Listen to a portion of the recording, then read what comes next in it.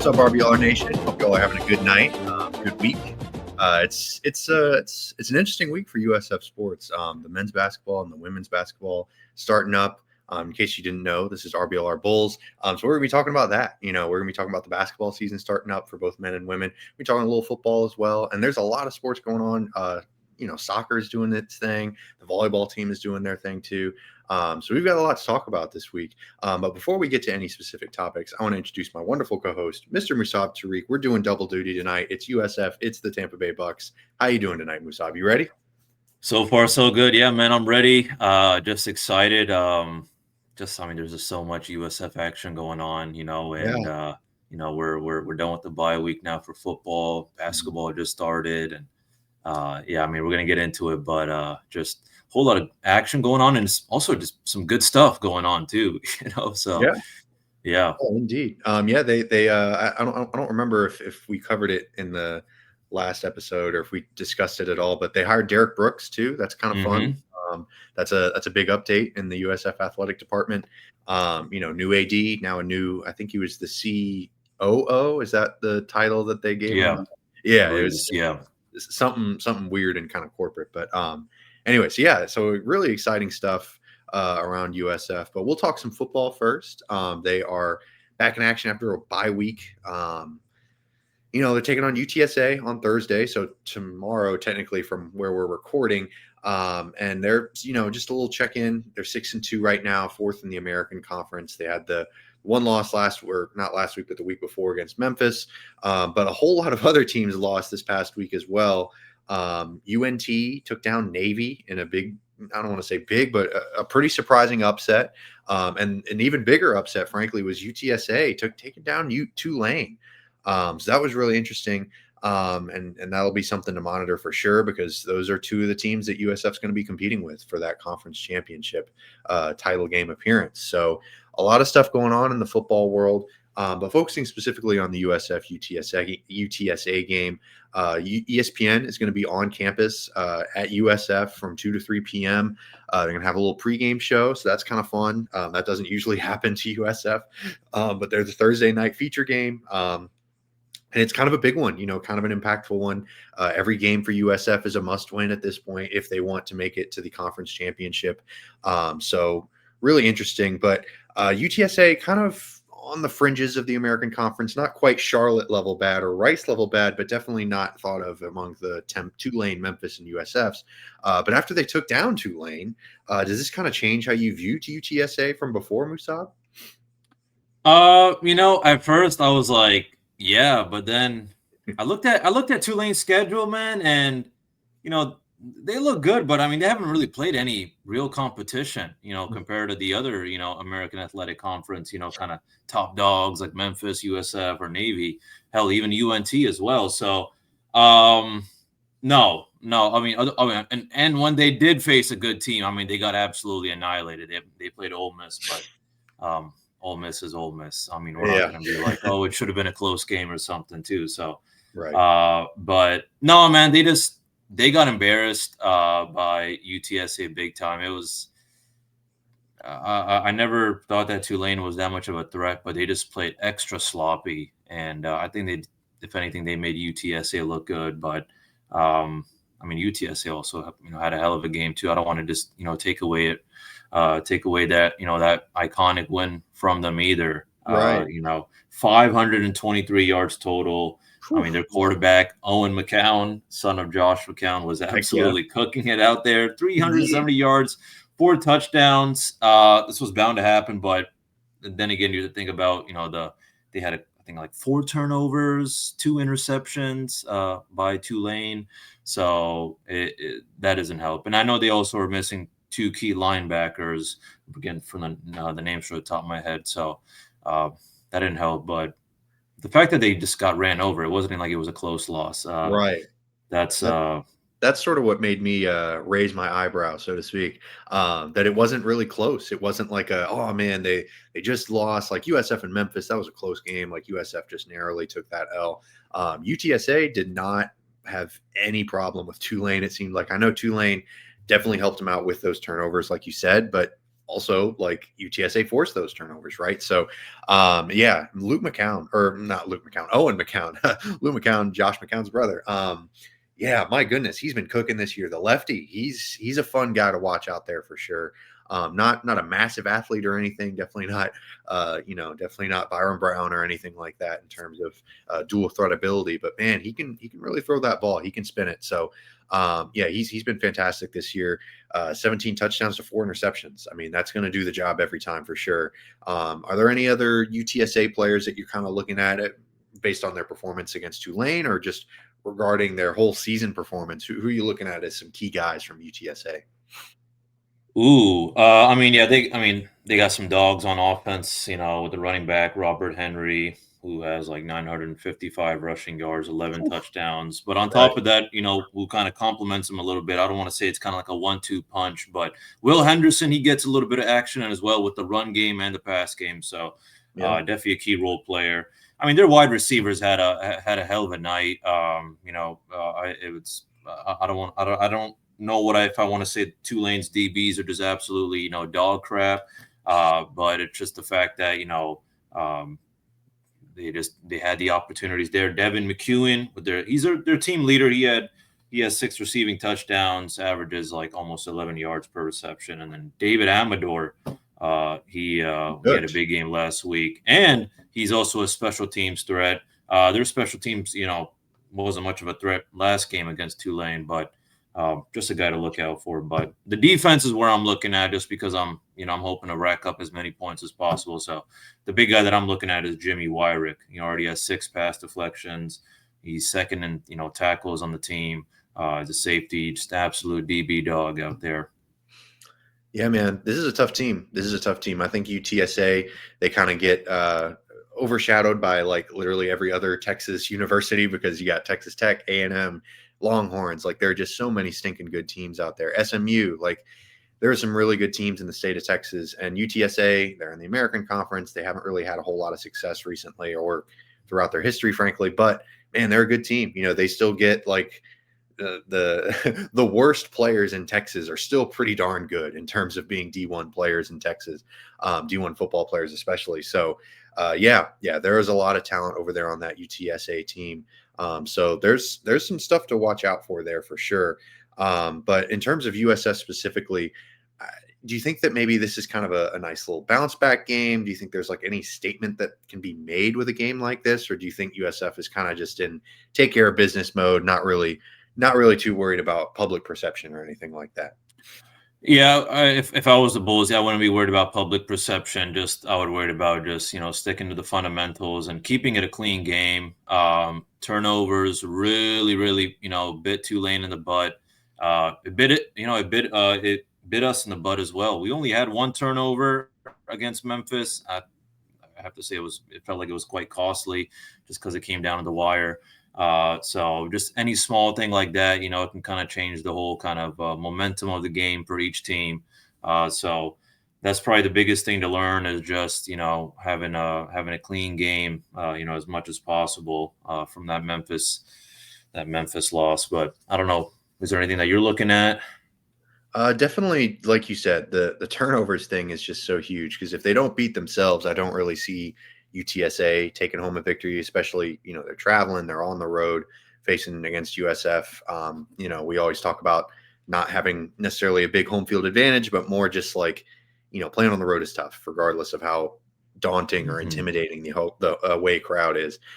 So yeah, definitely just focusing on clean game, like you said, no stupid turnovers, and definitely limiting the penalties for sure, because you're playing against a team that's still pretty good. But I do think that USF is a tier above in terms of talent, or at least they should be.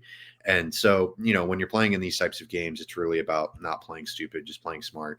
And USF has shown an ability to do that, because, man, when they get that run game going, it's just, I hate to harp on that so much, because we do that every week, but they just do some really impressive things on the ground, especially in the second half. They wear down defenses. You can just see it whenever they're playing, especially like UNT game, and was a really big case of that.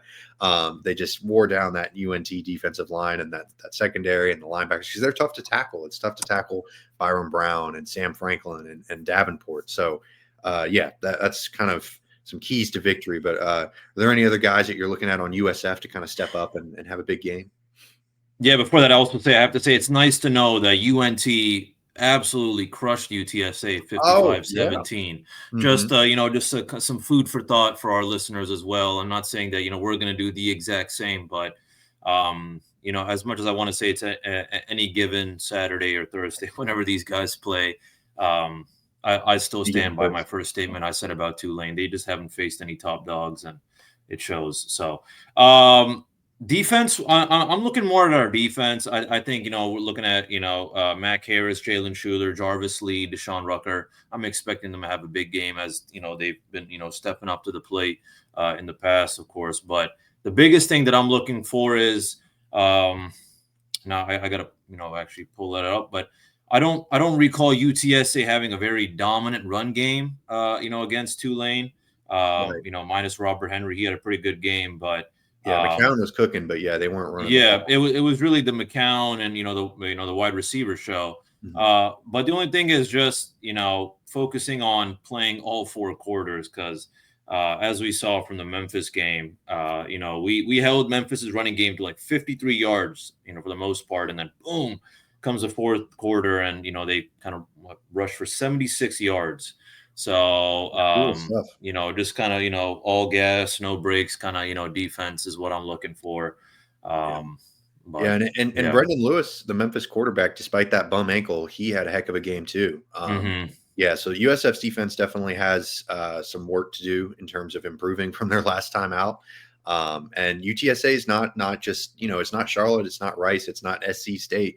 They're not going to just roll over. So they've definitely got their work cut out for them for sure, but they're more than up for the task. It's just about, like we're saying, putting that brutal Memphis game, giving up 17 points in the fourth quarter. I mean, you mentioned the rushing yard total, and that's getting 17 points in the fourth quarter. That's really where it starts and ends for me. And like you said, playing all four quarters, and it's so disappointing because they had such elite performances in the second half in those previous games. But Memphis isn't Charlotte, Memphis isn't UNT, so they really kind of got away with a little bit against those previous teams, but they weren't able to take care of business against Memphis. And we're hoping that that's not a repeat performance against UTSA for sure. So we'll see how it goes, but definitely a lot to watch for this USF team.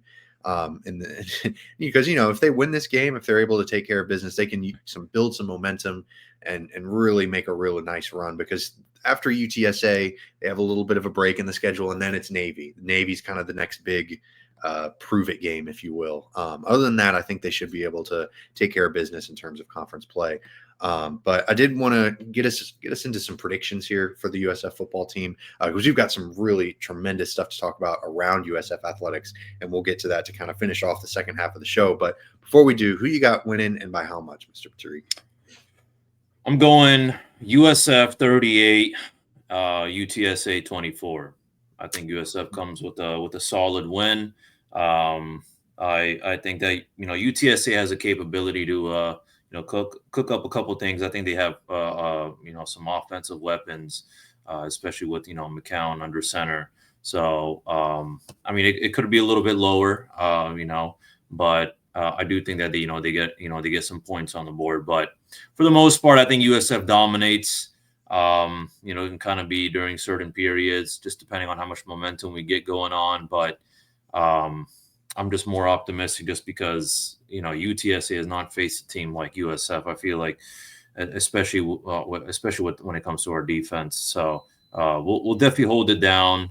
We could be just coming in hot, firing on all cylinders as well. There's still a statement to be made.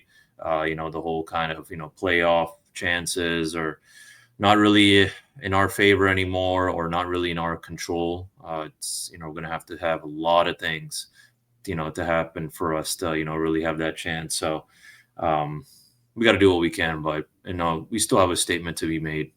For sure. Yeah. And I've got them winning 42-31. I agree. UTSA's got that offensive firepower for sure. But like you said, I do think that they're a little bit more limited in terms of what they can do against this talented USF defense. But, it's the American Conference. These are all pretty high scoring games. There's not a whole lot of defense being played out there. I'm with you. I think USF takes this home. And I think, like you said, with the playoffs, there are a few things that are outside of their control if they lose another game. If they lose another game, they got to count on a lot of whole things going right. But if they do happen to win out, especially in the regular season and then into the championship game, I don't see another team that would, make it out of that group of 4 conference, none of those teams that have conference championships in those other conferences. James Madison might be the only other one, but even them, it's the Sun Belt Conference. They don't have signature victories against UF and Boise State like USF does. So, I do think that if they're able to win out, I think they're pretty much a shoo-in for the college football playoff. But we'll have to see. And like you said, they got to win out, or like I said, they got to win out. So that's not an easy thing. That's kind of not something to just dismiss. So we'll see, and we'll keep talking about USF football for the rest of the football season. And we'll keep it real here. We're not gonna sugarcoat it. If they lose another game, things are not looking great. But hey, things could be worse. We could still be in the who is it? Brian Kelly? Is that the Clemson guy that they had? Yeah. Oh, good gracious. That was for some dark times. So we're talking about, we're sitting here complaining while they're going to have at least a 7 or 8 win season. Like, good gracious, I would have killed for a 7 or 8 win season a few years ago for USF's football team. But regardless, we'll still keep talking about them. But taking a look around USF's athletics, I wanted to start with the kind of the 2 big ones, the men's and women's basketball team. We'll start with the women's basketball team because they played first on Monday night. They had sort of a doubleheader kind of thing. It was kind of fun. They took home an 81-56 W versus FIU. And they had some really elite performances, Musab. You want to expand a little bit on who kind of the star players from that game were for the women's basketball team? Yeah, absolutely. Yeah, big win. First win for the new coach. But yeah, Lore. I'm probably gonna absolutely butcher this name. Lore Mputu. Racked up a double-double, 20 points, 12 rebounds. Another name to look out for is Katie Davidson, who was, part of that Becky Hammond mid-major player of the year watch list.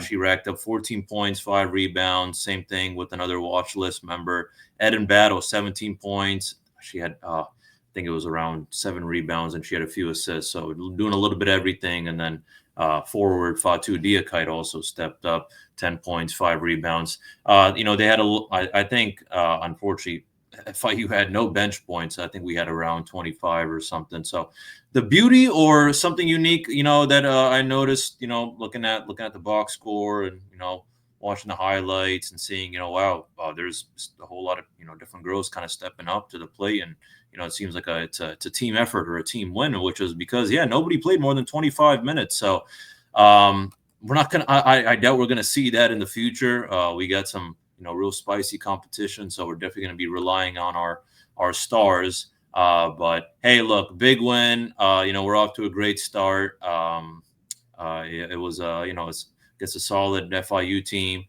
Next up should be interesting, though, or in a good way, should be fun. I mean, we're playing Long Island University.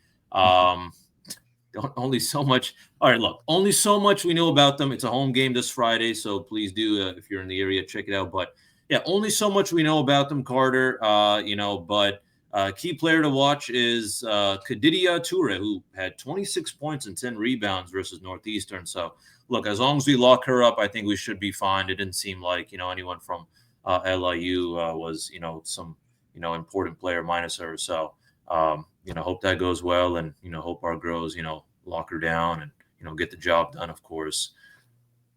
Yeah, absolutely. And like you said, FIU definitely not a pushover. They're not UConn or South Carolina or anything, but sorry, go ahead. No, please go ahead. I was just kidding, but don't you worry, because I didn't realize it, Carter, but how beautiful it is, or what a privilege it is to face the top 3 teams as we speak right now in the nation.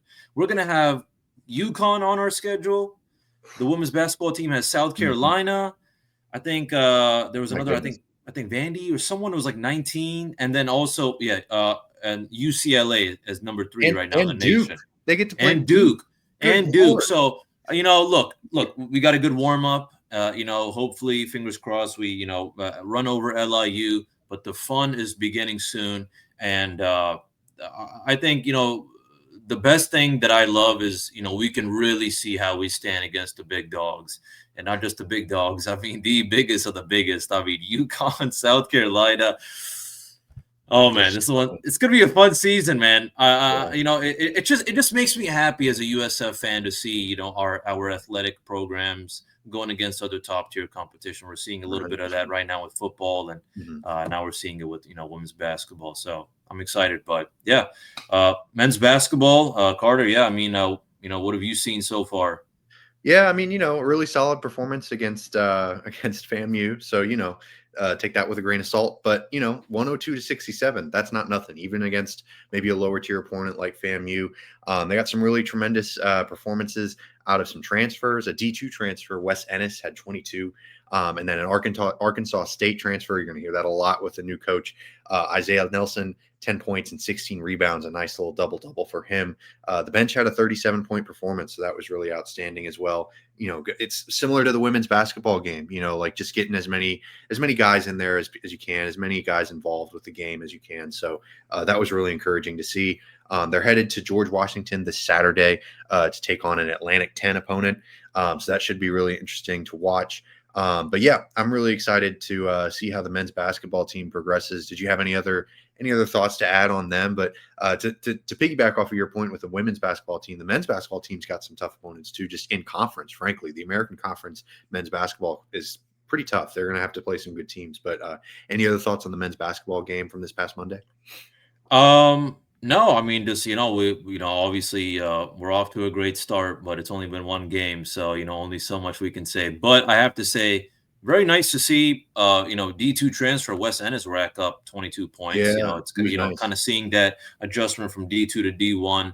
Again, it is FAMU, so Right. let's see how someone like Wes Ennis does against a more relevant D1 team. Sure. But again, just good vibes, and I'm glad, to see other role players stepping up, like Omo Jaffo, and even that Arkansas State transfer Isaiah Nelson as well. So, yeah, man. Yeah, I mean they've got some tough opponents on their schedule. I mean FAU, like I mentioned before, and then even Alabama, even outside of their conference, they're going to be playing some tough guys, and Oklahoma State is certainly not a slouch either. So yeah, they've got some tough opponents. These games are important. Getting the new system under Brian Hodgson, that's really important to get adjusted. I know that we were just talking about how they had a lot of transfers from Arkansas State, where Coach Hodgson was before, but it's still there's still some other guys there too, like you said with Ennis, the D2 transfer. So yeah, it's important. It's going to be really key for them to kind of sink their teeth into this new team and really mesh with their other guys. So yeah, the men's and women's basketball team off to a good start. A really, really nice start Monday. Because I think what was it? Was it Boise State that lost to like a D2 school or a D3 school this past week to start their season off? It was yeah. So things can go bad, and luckily they did not for USF's basketball team. So yeah, some really impressive stuff. But any other athletic departments? I know the men's soccer team had a win against Memphis, right? So what's next for them?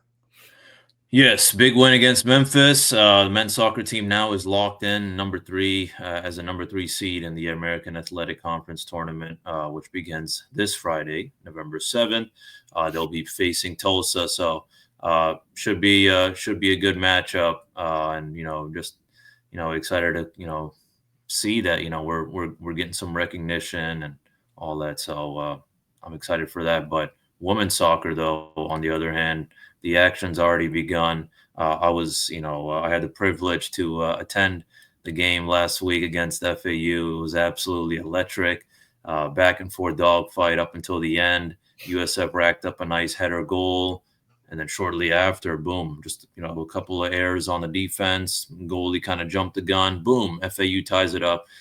But just as just when me and the cameraman beside me thought it was over. Because he was like, oh man, I thought we really had this, so Right. Just when we thought it was over, one of their star players, Gentiana Fitage, came through with a big goal just a few minutes before the 90th minute. So yeah, they racked up the 2-1 win, and they got a first round win against the second. So yeah, and then they American Athletic Conference, the women's soccer tournament has already begun this past Monday. Right. They had a big win in the first round against second seed Charlotte. And it wasn't just, like a scrape. It was 3-0.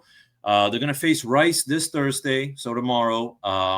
It's going to be a juicy matchup just because if USF did lose to Rice 3-1 in the regular season. So hopefully, that's not the same result. But yeah, man, just excited to see that, we were able to, have a big upset against, the second seed. I think it was pretty big. I feel like the USF women's soccer team was pretty ecstatic about it, the way they were kind of posting everything and all that. And, I followed a couple of the players too. So it's definitely, definitely exciting. And, of course, the job's not done. So we'll see. But yeah. Yeah, job's not finished, but that's some exciting stuff, man. I'm really excited to see how these the soccer teams can continue their success, and the women's soccer tournament, that's local, right? That's in Lakewood. It's in Lakewood Ranch. Yeah. Yep. So if y'all are listening to us from Central Florida or anywhere around there on the West Coast, I had to do the compass in my head there for a second, but it's just down there, just a little bit south of Tampa. So maybe give them some home field advantage, right? You never know. But yeah, some exciting stuff going on with the women's and men's soccer team. Man, taking down Charlotte, like the second seed Charlotte, that's some big stuff. So that's some exciting stuff for sure. But before we log off here, I did want to give a shout out to the volleyball team. They took down Tulsa, right? 3-0. Do I have that? I have that right? Yeah. And then, sorry, go for it. Yeah. Took down Tulsa. We took an L this past Sunday against Wichita State. Good news, though, is we are still number 2 in the standings. And the other good news is we are headed to University of Alabama, Birmingham this Friday, who is on a 6-game losing streak. Oof. Should be fun. And then, sorry. We're headed to University of Alabama. I just completely misread that. And then we'll be facing Memphis, who's on a 6-game losing streak. They're both on the good news is they're both on the bottom of the rankings. I think actually Memphis is at the bottom. So still a couple more games, in the regular season, but it's looking real good, for the volleyball team, and, excited to see them get in action for the tournament. So, if you look at it in the bigger picture, Carter, if not one USF, or at least the teams we talked about, took an L, this past week. I mean, USF football was on a bye week, so that's an automatic W. Men's, women's basketball team, big W's. Soccer, two big W's against FAU, and then Charlotte. Volleyball. Oh, actually, now that I think about it, they did take an L against Wichita State. So, wow. Almost all victories. Almost all, yeah. Hey, but I have to say, as a USF grad, it's just so refreshing, or so nice to see what our athletics department is doing, and the way we look right now compared to before. I mean, we have our own, USF athletic CEO now with Rob Higgins, and now we got Derek Brooks in the house. So it's that's right. We are serious about this. We got a stadium up, on its way, and I mean, more importantly, our teams are doing very well, and they're thriving. So it's a great day to be a USF Bull.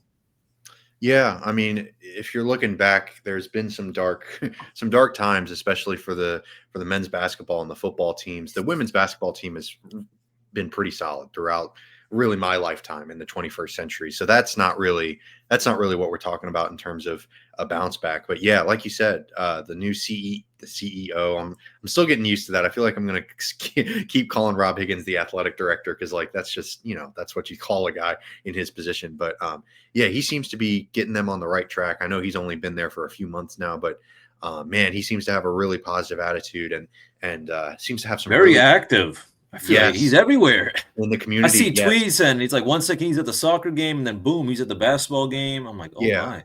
Insane stuff. And I can't wait, like you said, with the stadium. I can't wait for the stadium to get opened up, because then it's like, man, you can really just live at USF and see a whole bunch of athletic stuff, and it's just nonstop. It's going to be everywhere. The USF football team and the basketball team and the soccer teams and volleyball, and of course baseball and softball, which we haven't really talked about on this show too much because they're in the off season. But man, USF baseball, you talk about Shane McClanahan. Hey, go Bulls. You know what I mean? Orion Kirkering, he was a USF Bull, although I don't know if I should bring that up for Phillies fans, but still, there's some real talent coming out of the USF athletics department. So definitely stick around, keep listening to our show because they've got some really great stuff. Hit that like or subscribe button. We'd really appreciate it. You can also give us a follow at RBLR Bulls or at RBLR Sports. We've got some great content coming out across the channel. In fact, Mr. Tariq and I, if you loved hearing our lovely voices, then you can listen to the Buck Show as well. We'll be on at about 7 p.m. or 7:30 on Wednesday night if you want to tune in live, but you can also listen to us on demand wherever you get your podcasts or on YouTube. So we would really appreciate it. But regardless, thank you to my wonderful co-host, Mr. Musab Tariq, for making my job so easy. We'll see y'all next week, regardless of whether the football team wins or loses, regardless of the results of the men's and women's basketball teams. We'll be here to talk about it all. And as always, and until then, go Bulls. Thank you for tuning into this presentation by RBLR Sports. On your way out of the stadium, please remember to like and subscribe.